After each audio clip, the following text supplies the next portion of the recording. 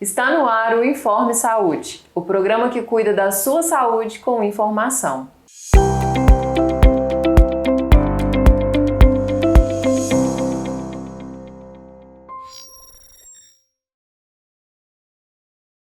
E hoje nós vamos falar sobre a saúde dos pés, a importância de cuidar dos pés na prevenção de doenças e na promoção de saúde.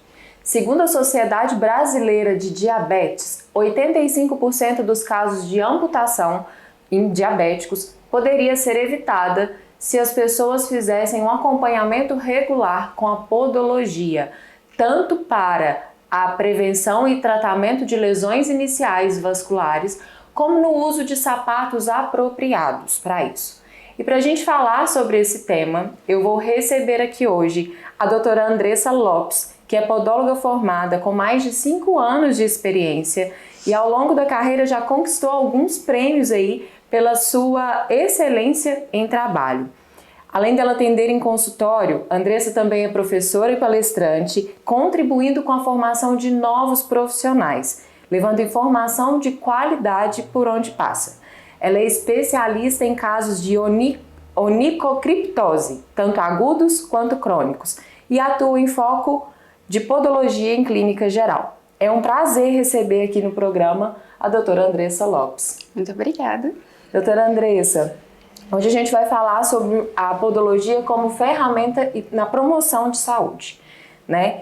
Então eu quero começar fazendo algumas perguntas para você. E eu acho que o ponto principal, inicial, é o que é exatamente a podologia? Como que essa podologia atua? A podologia é uma área assistencial de saúde. Então, como uma área assistencial de saúde, nós orientamos o paciente justamente na prevenção de podopatias e também trabalhamos na cura e na solução de problemas que esses pacientes já vêm apresentando no dia a dia. Então, como um auxiliar de promoção de saúde, nós podemos atuar em consultórios podológicos isolados, podemos atuar dentro de clínicas médicas, podemos atuar dentro de UBSs, como São Paulo, por exemplo, tem UBS que trabalha com podólogos lá dentro e a prefeitura tem esse sistema gratuito. Então é uma área que está tendo uma grande abrangência e é para isso, justamente para prevenir, orientar e tratar podopatologias. Doutora Andressa, e quais são os principais casos? O que mais aparece dentro de um consultório de podologia? O que é mais, né? Quais são as maiores queixas? O que você atende com maior frequência lá? A gente vê sempre você postando vários casos. Eu acompanho sempre a questão de unhas encravadas, das micoses, das cauterizações. Conta um pouquinho pra gente sobre isso. Justamente o mais comum são as unhas encravadas. Mas além das unhas encravadas, aparecem muitos pacientes também com onicomicose, que são os fungos nas unhas, descolamentos, depois a infecção fúngica. E essas alterações normalmente elas já vêm de vários anos, mas as pessoas tendem a perceber isso muito tempo depois, quando o caso já está bem grave ou quando, através de uma infecção fúngica, essa unha começa a ter uma atrofia no leito e começa a pinçar aquela pele. E aí gera uma inflamação e dá uma onicocriptose. Então temos ali esses casos de micose isolados, os casos de onicocriptose isolados, e temos a junção desse quadro onde uma unha com infecção vem a virar uma unha encravada e a gente tem que tratar dos dois ao mesmo tempo. Mas são os casos mais comuns. E eu percebo que com essa crescente da podologia reduziu um pouco as cirurgias de unha encravada, né? Que antes era muito utilizado, fazia-se muito, e a gente via uma reincidência muito grande dessa unha, né? Fazia cirurgia e pouco tempo depois a pessoa estava com o mesmo problema. Dentro da podologia o tratamento é diferente. Sim, é diferente. Nós não trabalhamos com procedimentos invasivos, nós trabalhamos com eles semi-invasivos, mais superficiais. E as cauterizações são os únicos procedimentos onde a gente consegue realmente ter uma invasão de tecido para queimar aquela pele e tratar daquela questão.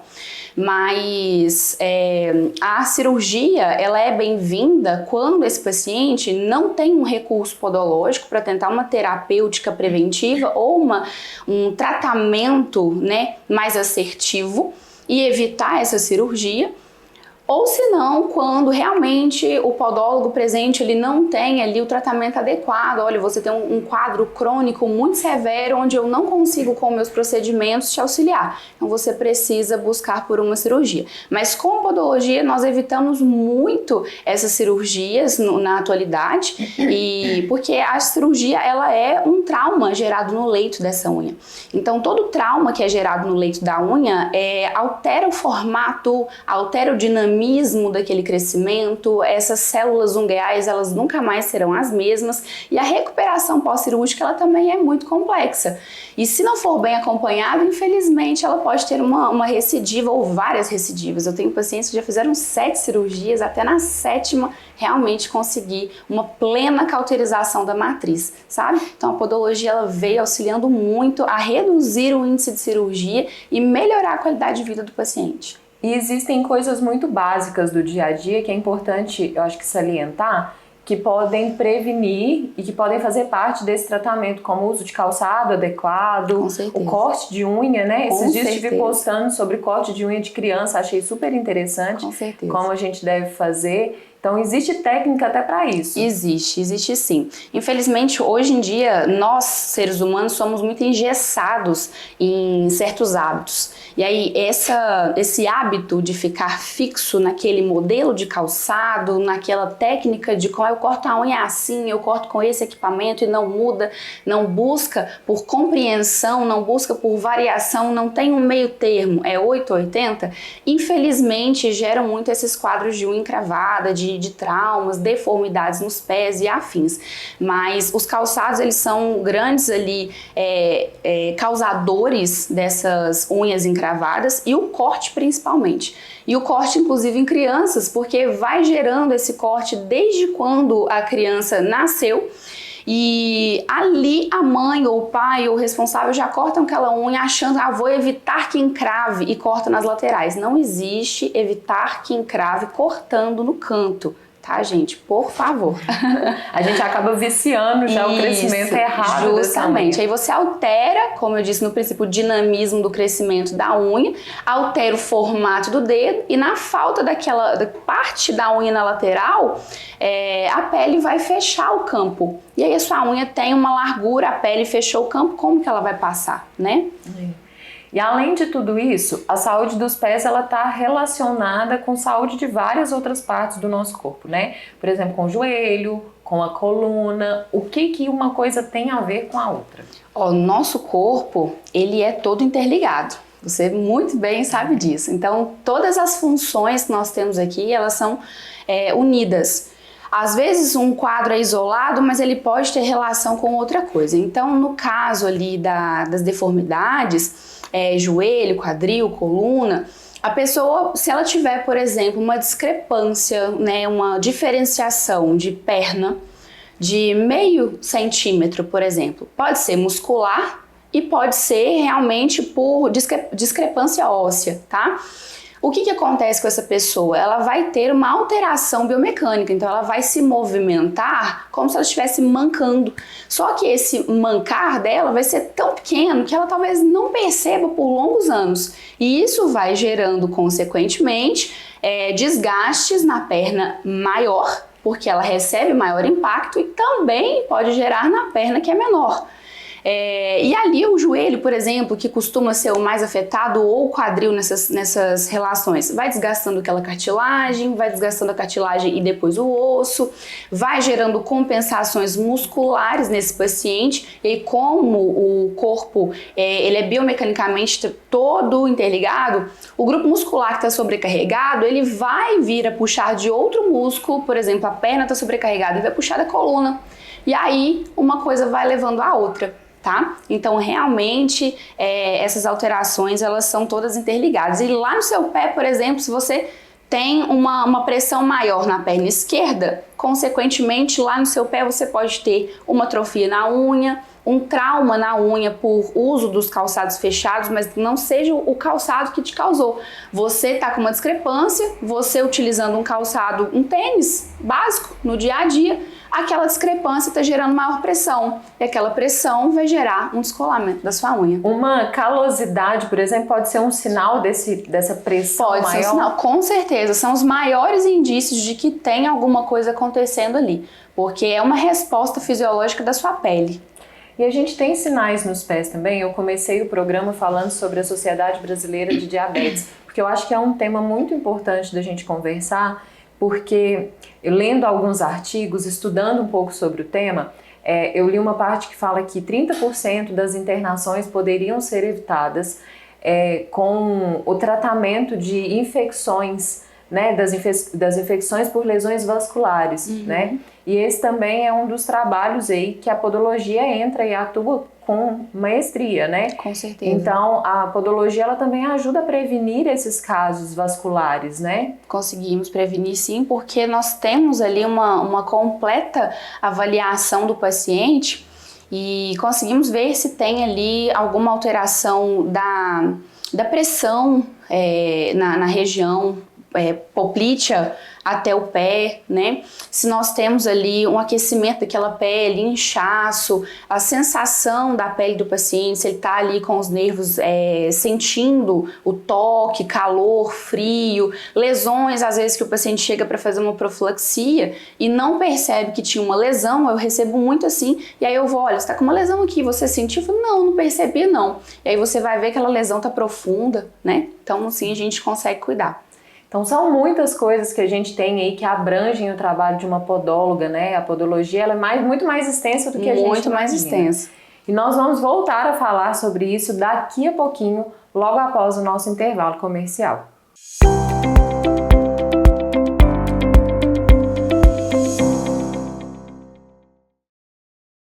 Você já conhece a central de agendamentos do Convênio Mais Saúde? Agendar suas consultas nunca foi tão fácil e rápido. Com apenas um contato, nossa equipe cuida de tudo para você. Solicite sua consulta, exame ou procedimento e os especialistas do Mais Saúde encontrarão o melhor para você, enviando todos os detalhes diretamente.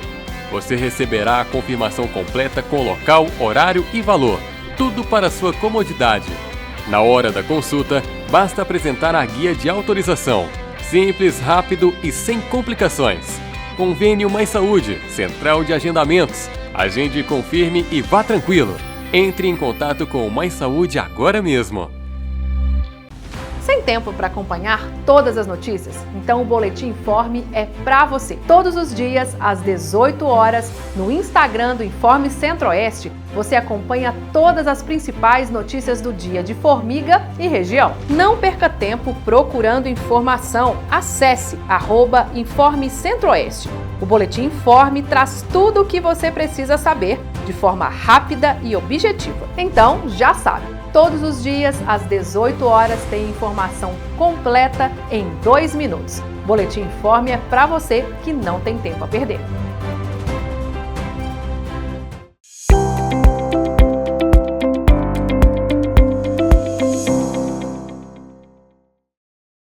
Estamos de volta com o Informe Saúde e hoje falando de um tema muito importante, que é a promoção de saúde através do cuidado com os pés. Claro que com um profissional especializado nessa área, que é a podologia. E hoje aqui com a gente a doutora Andressa Lopes falando sobre vários temas muito importantes relacionados à nossa saúde e como essa ligação dos pés pode influenciar várias partes do nosso corpo. Vamos voltar para as perguntas, doutora Andressa. Eu queria saber quais são os cuidados diários preventivos que você recomenda. Aqueles que a gente pode começar em casa, mas que quando perceber que, tá passando do ponto aqui, eu não consigo mais, a gente deve correr no podologista. Sabe uma coisa muito comum até, que a gente falou um pouco anteriormente, é sobre os calçados. Rotatividade de calçados. Não fique engessado no modelo de sapato, gente. Eu trabalho de calçado fechado. Ótimo. Vamos utilizar hoje um tênis esportivo de tecido, amanhã um sapatênis, depois um modelo, eu gosto de um modelo mais justo, e outro dia um modelo mais largo. Então faça uma rotatividade o máximo que você puder com esses calçados. tanto pelo formato que o calçado tem, para que o seu pé não vá adquirindo, né, vá moldando aquela forma que você está proporcionando para ele, porque é uma forma, tá, gente? Calçado é uma forma de alteração dos pés, assim, impressionante. E também para que você não fique com um único calçado diariamente, evitando proliferação bacteriana e fúngica. Aí tirou o calçado hoje. Outra dica, tirou o calçado de hoje, não leve ele direto pro armário, pra sapateira, e nem coloque ele debaixo da cama. Deixa ele numa área de claridade, próximo a uma janela, ou próximo a uma porta, ou se possível lá na área de lavanderia, para que o tecido possa secar, né, daquela transpiração. Por mais que você acredite que não transpire, você transpira. Por menor que seja aquela transpiração, o tecido do seu calçado vai absorver aquilo ali, e ali gera proliferação bacteriana e fúngica, e é um dos fatores também de que você desenvolve ali o famoso chulé, a bromidrose. Então é por isso que a gente tem. Te interromper, mas uma pergunta que me veio agora sobre o uso dos talcos. O que você me fala a respeito disso? É o que a gente utiliza após o uso. Sempre após o uso do calçado, o que eu recomendo? Tirei o calçado, além de levar ele para a área de claridade, deixar o tecido respirar, digamos assim, você pode utilizar o talco antisséptico, que ele vai auxiliar ali no controle bacteriano daquele tecido e vai auxiliar também na secagem do tecido, porque o talco vai ajudar a absorver aquela umidade toda. Então não é colocar o talco e calçar o sapato igual a gente está acostumado a fazer. Não é que não pode, poder pode, mas é uma recomendação minha, uma sugestão onde eu prefiro, tanto pessoal quanto profissionalmente, que se faça o uso dos talcos antissépticos após a retirada do calçado, tá? Para que ele faça essa função de absorver a umidade do calçado e controlar a contaminação interna ali. E aí no outro dia você joga o excesso daquele talco fora, bate o calçado lá e utiliza. Pode usar antes de calçar? Claro, mas não jogue no pé, porque senão o seu pé vai ressecar demais. Então aplique dentro do calçado, a meia vem depois e aí você utiliza o calçado. Bom, e agora nós vamos para o quadro Mito ou Verdade. E a gente quer saber da doutora Andressa o que é mito e o que é verdade nessa história toda, hein? Pode desencravar a unha? A gente pode resolver esse problema em casa. Isso é mito ou verdade? É um grande mito. Infelizmente, é um grande mito, pois vocês não conseguem resolver esse problema por inúmeros motivos. Falta de técnica, né? Em habilidade, em realmente se ater ao problema e resolver apenas onde é o problema, o corte inadequado, o tamanho desse corte. E o principal é o material estéril. Nós trabalhamos com materiais estéreis. Então a gente autoclava tudo isso, prepara, faz o atendimento para poder realizar o procedimento de onicocriptose. Então aquela história de colocar o pezinho de molho em casa, na água morninha com vinagre, isso aí é balela. É balela. Aquilo ali no máximo vai auxiliar na dor, né? Que o paciente pode estar com edema, pode estar com o dedo latejando, o dedo febril. E aí a água morna ou o gelo, na verdade o gelo quando tiver com alguma inflamação é mais interessante para poder vasoconstringir aquela região que está muito dilatada, muito inflamada. Mas isso tudo aí só vai no máximo aliviar um pouco da dor do paciente, mas não vai tratar. Dipirona também não vai eliminar a dor. Pingar dipirona na unha ali não vai aliviar a dor e não vai desencravar a unha. Ah, mas deu certo pra mim uma vez. Foi um mero acaso, sinto muito te informar, foi um acaso e não é um tratamento, não trata. Não é o ideal. Não é o ideal. Adequado. Não é o adequado. Pés ressecados, calcanhar rachado, é só uma questão estética. Isso é mito ou verdade? Não é verdade, não. É mito. Por quê? Muitas pessoas têm a pele do pé mais seca. A pele do pé é uma região mais seca. Nós temos uma camada a mais das camadas de pele que nós temos no corpo, na palma da mão e na sola dos pés. Então ela é uma camada só de queratina. E a queratina é uma proteína densa, é uma proteína seca.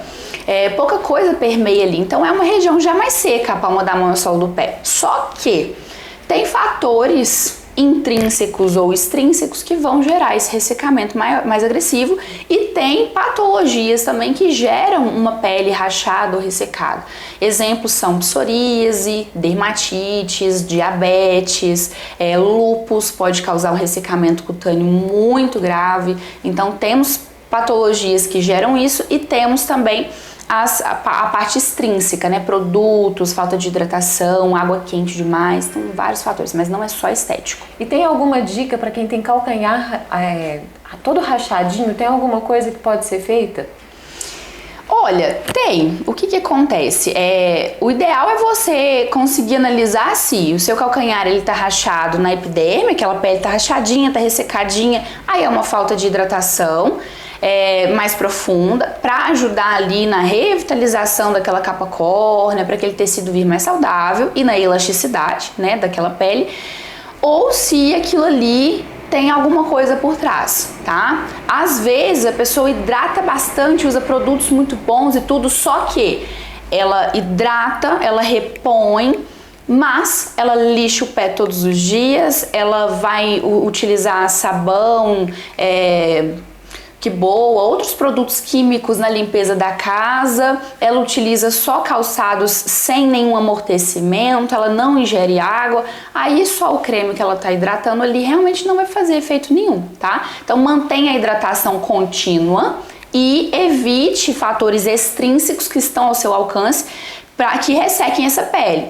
que seria evitar o contato com produto químico, evitar calçados muito rígidos no dia a dia, beber muita água e continuar a sua hidratação. Isso aí já vai afunilar bastante ali os problemas e já vai melhorar bastante o aspecto da pele. Então vamos para o último mito ou verdade. Sapatos podem causar problemas de postura? Pode. É uma verdade, mas ela não é 100% verdade, porque o calçado sozinho, ele pode causar um problema? Pode, se ele for um tamanho muito menor do que o seu, tá? Então, por exemplo, eu calço 38, eu coloco um calçado no meu pé 36 ou 35. Seu pé, ele tem um tamanho, vamos colocar a palma da minha mão, que é o tamanho do meu pé. Aí, aqui é 38, o calçado 36, ele vai ter menos isso daqui, ó. Então, eu estou fazendo uma compressão dos meus dedos. Nós temos ali 1,66 m de altura, 73 quilos e o meu pé tem 26 centímetros. Eu tô usando um calçado que tem ali 23,5, você tem uma discrepância e você precisa do tamanho do seu pé para te ajudar no equilíbrio, para te ajudar na passada. Então, consequentemente, seu corpo vai buscar compensação em outro lugar. Então, esse modelo de calçado, usar um menor que o seu tamanho, vai gerar isso.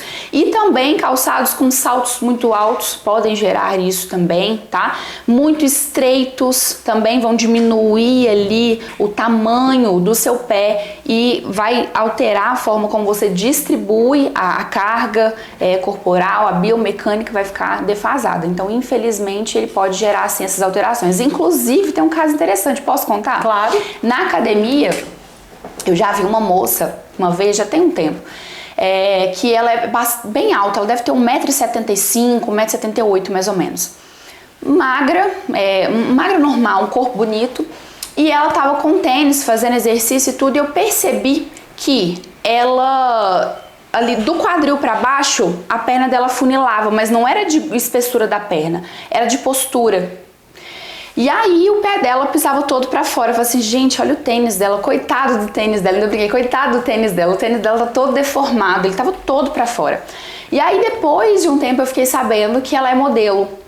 E aí o que eu pensei? Inconscientemente, ela, na hora de se movimentar, ela imagina, né, que ela está numa passarela ou fazendo alguma coisa nesse sentido, e ali ela acaba usando os pés, a base dos pés dela está pequena, ela deveria ter a base dos pés mais aberta, mas isso não é uma alteração física, ela é inconsciente por causa da profissão.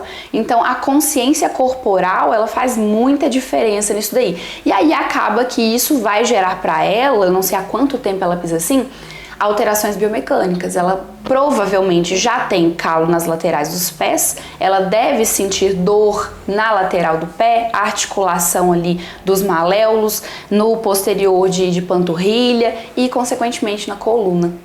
Olha só, tá vendo detalhes que a gente talvez por falta de conhecimento, né? Por isso que é tão importante que a gente fale sobre esses temas e divulgue mais a respeito disso, Com certeza. né? Bom, então tá aí nosso quadro Mito ou Verdade. E agora a gente vai para um intervalo comercial e já já a gente volta com as nossas perguntas dos telespectadores.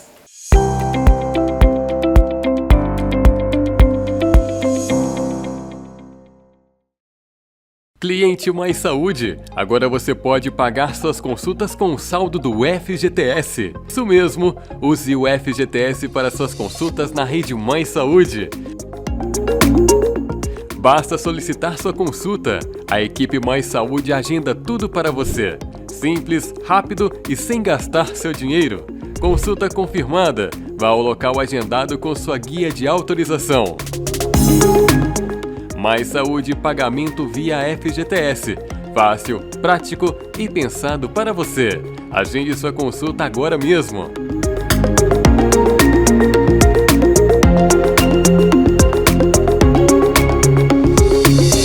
Se você gosta de ficar bem informado e quer sempre a notícia em primeira mão, então o portal Informe Centro-Oeste é para você. Notícias a tempo e hora com fatos de Formiga e região, com texto objetivo e com qualidade, além da transmissão diária do jornal Informe Notícias. Faça como milhares de pessoas. Acesse informecentroeste.com.br e deixe para trás o seu velho jeito de acessar notícias.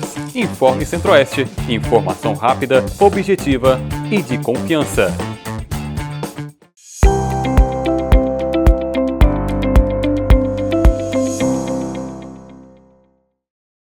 Estamos de volta com o Informe Saúde e agora com a pergunta dos nossos telespectadores. E para começar, nós vamos ouvir a dona Maria. Eu me chamo Maria e tenho um cravo no meu pé. O que eu posso fazer para melhorar meu pé? E aí, doutora Andressa, o que fazer? No caso da dona Maria, ela até citou o cravo, né, na sola dos pés. O cravo, no popular, ele é um calo com núcleo. Tá? Esse calo com núcleo, ele pode ser ou uma verruga plantar, que precisa ser avaliado para identificar se é um cravo, calo ou uma verruga. Então, o cravo é só um termo popular, tá, gente? Ou se é um cravo, calo por pressão, tá? E aí, identificando ali essa alteração, a gente entra com o tratamento. Se for um cravo por pressão, nós vamos corrigir essa pressão, vamos tratar desse cravo para aliviar a dor, reduzir a queratina e esse paciente provavelmente fica livre do problema com pouco tempo. Se for uma verruga, da mesma coisa, nós entramos com tratamento antiviral para tratar do vírus que causou a verruga, certo? Mas tem que ser avaliado. Em casa, evitar de cortar aquilo ali frequentemente e ir cortando o máximo possível. Procure o auxílio de um especialista, porque provavelmente isso já está no pé da dona Maria há muito tempo, incomodando ela. Então, procure um especialista, ou um podólogo, ou um ortopedista, para que nós possamos avaliar adequadamente e a senhora ficar livre desse cravo, viu, dona Maria? Bom, dona Maria, então a senhora já sabe o que fazer. E agora nós vamos ouvir a dona Elza. E qual é a sua dúvida? Oi, doutora, eu sou Elza Maria Teixeira. A minha dúvida é sobre a Joanete. Eu tenho e tem época que ela fica maior, depois ela diminui. Isso aí, será que é uma questão de cirurgia mais para o futuro? Porque por enquanto eu ainda estou suportando. E aí, doutora Andressa, o que fazer nesse caso? No caso da dona Elza, já é um caso mais complexo. Na podologia, alguns profissionais têm habilidades, né, de especialização em taping, que vão aliviar a dor que ela sente da inflamação do joanete, ou tratamentos para realmente a dor da articulação. Porém, na podologia, nós vamos trabalhar no alívio de dores, no controle dessa compensação da pisada, fazendo a correção biomecânica, palmilhas ortopédicas. Só que a joanete é uma alteração do osso, tá? Então, no nosso pé, nós temos os metatarsos, e aí, antes dos dedos, tá, gente? Aqui na região do antepé, aqui nós temos os metatarsos. E aí, o primeiro metatarso, ele gera um desvio. esse metatarso ele vai para fora, os outros estão aqui, ó. Aí o metatarso vem para cá. Aqui na cabeça óssea do primeiro metatarso, por causa da pressão que nós geramos ali na região, começa a gerar uma inflamação na articulação daquela área, tá? E a compressão do osso também vai gerando uma alteração nevral. O paciente pode ter formigamento, dor, e aí ela até falou que às vezes melhora ou piora. Isso é relacionado até com o tempo e com o calçado que ela utiliza. Por quê? O calçado, vamos dizer que no frio seja pior. No frio, nós temos uma vasoconstrição dos vasos sanguíneos e temos ali uma compressão frequente do osso da Joanete contra a região muscular e articular, né? O que vai gerar mais dor, redução da oxigenação daquela pele ao redor e aumento da inflamação. Os calçados fechados com maior frequência também no inverno vão reter aquela região ali, então vai ficar tudo muito fechado, muito comprimido. E aí a dor dela tende a aumentar, provavelmente no frio, né? E no calor já não tanto, porque nós já temos calçados mais abertos, não tem a compressão do calçado e aí só existe a compressão do osso deformado. Realmente a cirurgia, quando o paciente já tem um quadro de dor contínua, ela é recomendada, tá? Então, buscar por auxílio para dor com fisioterapia, com técnicas de estimulação muscular da sola dos pés e da cadeia muscular posterior, para que ela consiga aliviar as dores, evitar o agravamento do joanete, tá? E conseguir levar isso, talvez sem cirurgia, e também com qualidade de vida. Buscar esse auxílio aí antes da cirurgia para que ela consiga viver bem. E a cirurgia realmente só se for um quadro onde ela não está mais suportando, aí ela é muito bem-vinda. Um acompanhamento, então, multidisciplinar. Isso, o tratamento ali da biomecânica, correção postural, vai aliviar muito. A fisioterapia para estímulo, relaxamento e melhorar ali a retenção muscular da área para diminuir um pouco o desvio e evitar o problema maior, né? Tapings, laser terapia e outras técnicas que vão auxiliar na redução da inflamação e da dor dela quando essa dor estiver muito acentuada. Tá? Isso agora, né, no seu dia a dia, para melhorar a sua qualidade de vida, viu, dona Elza? Dona Elza, então agora a senhora já sabe o que fazer.